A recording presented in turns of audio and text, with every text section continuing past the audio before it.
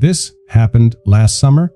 I was 22 and spending the weekend at the shore with a bunch of friends in the cheapest Airbnb we could find. It was our last night there. We'd been out on the beach all evening, sitting around a bonfire, drinking, talking. Nothing too crazy. By the end of the night, most of my friends were ready to crash, but I wasn't tired yet. I figured I'd walk off my buzz for a bit before heading back. The boardwalk at night has this strange kind of peacefulness.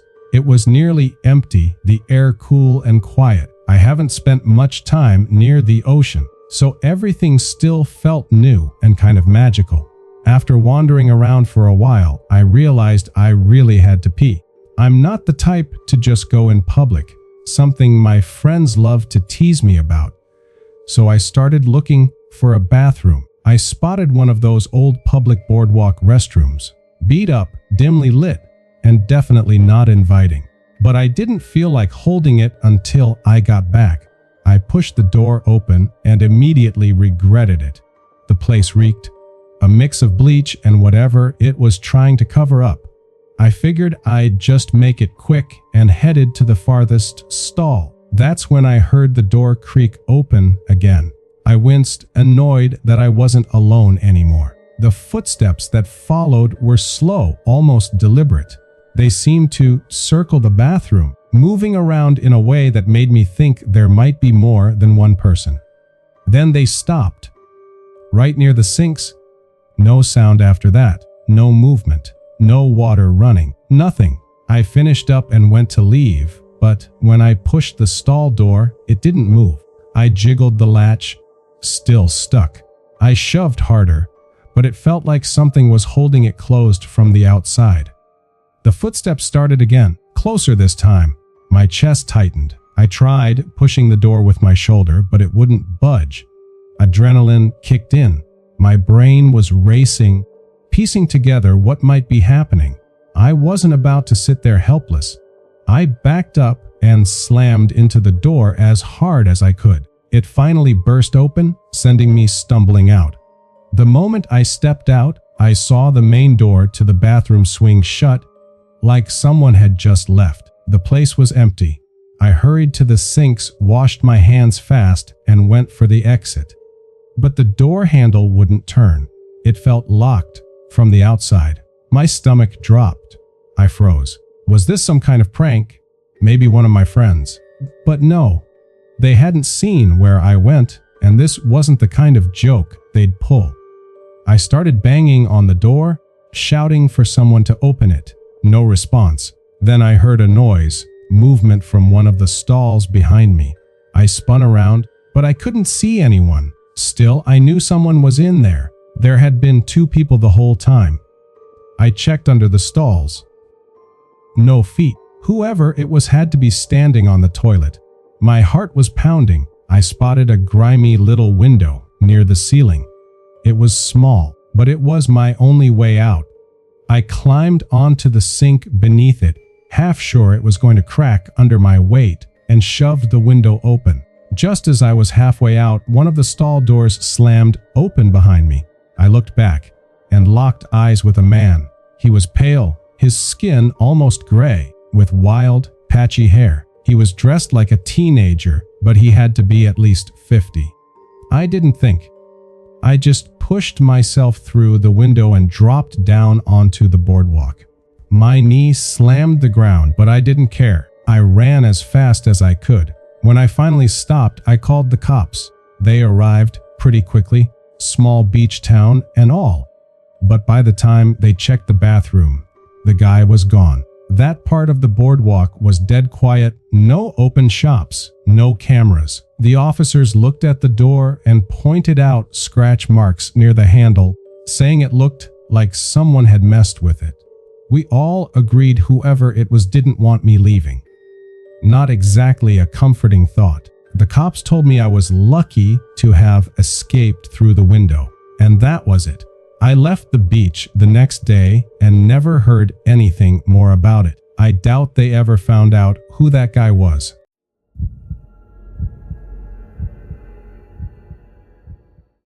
Anyway, I'm sorry if I get some of the details wrong. This happened when I was really young, maybe 8 or 9. It was during one of those summers my family spent at my grandparents' beach house. That place was kind of our family hub. Every summer, my siblings, cousins, aunts, and uncles would pile in for weekends or sometimes weeks at a time. The house wasn't fancy, but it had a ton of bedrooms and could easily fit all of us.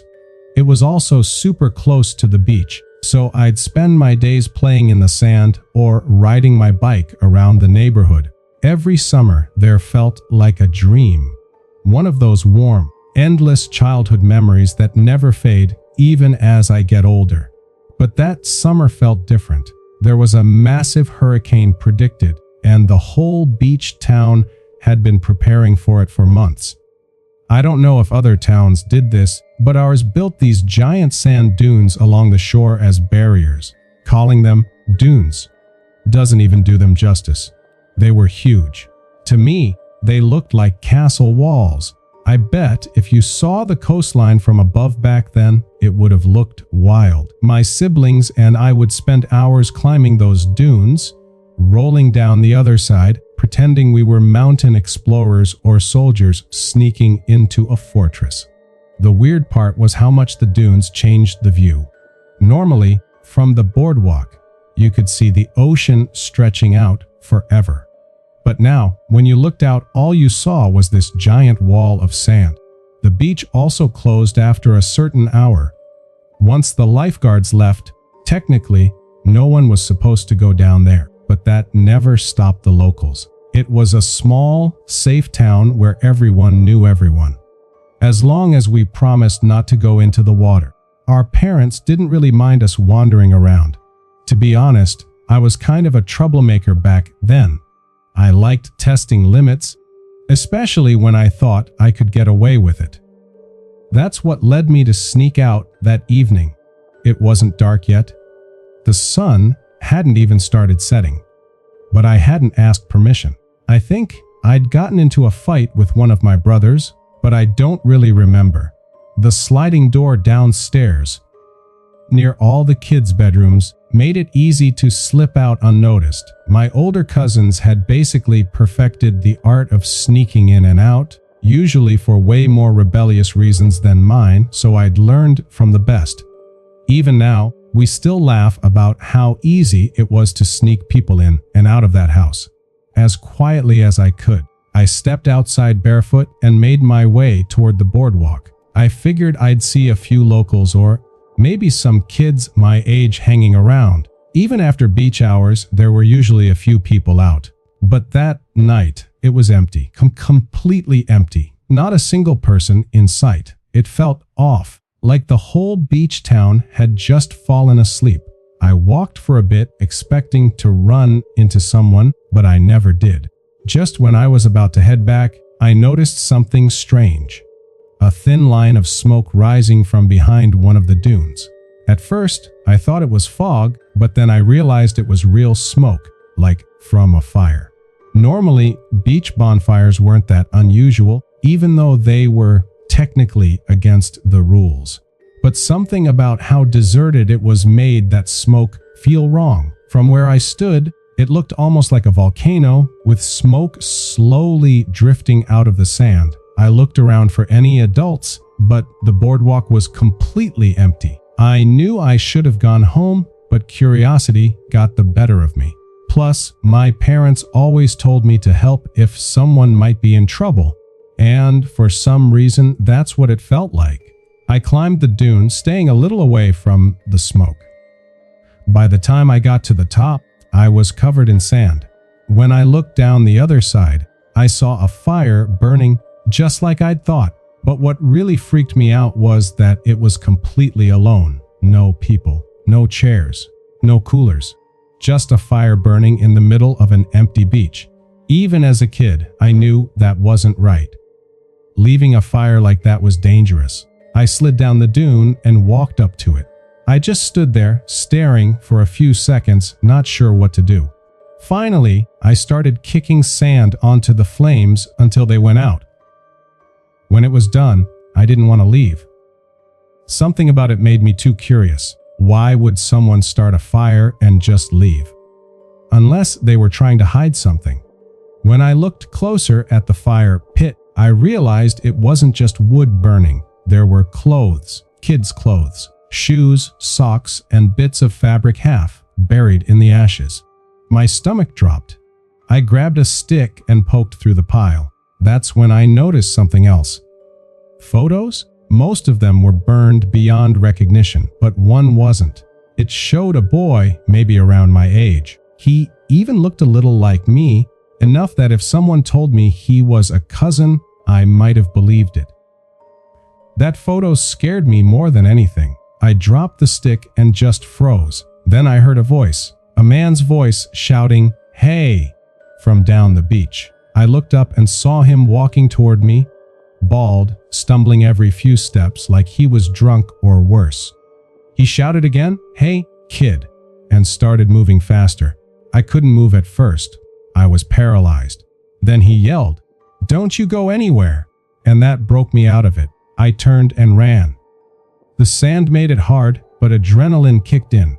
I scrambled up the dune, and as I reached the top, I felt fingernails scrape against my ankle. Somehow, he didn't grab hold, and I managed to throw myself over the top, rolling down the other side. I sprinted toward the boardwalk and didn't stop running until I reached home. I checked behind me a few times, but he wasn't there. Still, I ran like my life depended on it. When I got home, I went straight to my room and cried. I wanted to tell my parents. I really did, but all I could think about was how I'd snuck out. I didn't want to get in trouble, so I said nothing. Looking back, I know I should have told them, but I didn't, and nothing ever came of it. No police, no news reports, no missing kids' stories. It was like it never happened. Still, I can't shake it. Even now, I wonder what really went on that night. And what scares me most is how much that boy in the photo looked like me. Sometimes I wish I could go back and tell my younger self to speak up. But that's something I'll have to live with forever.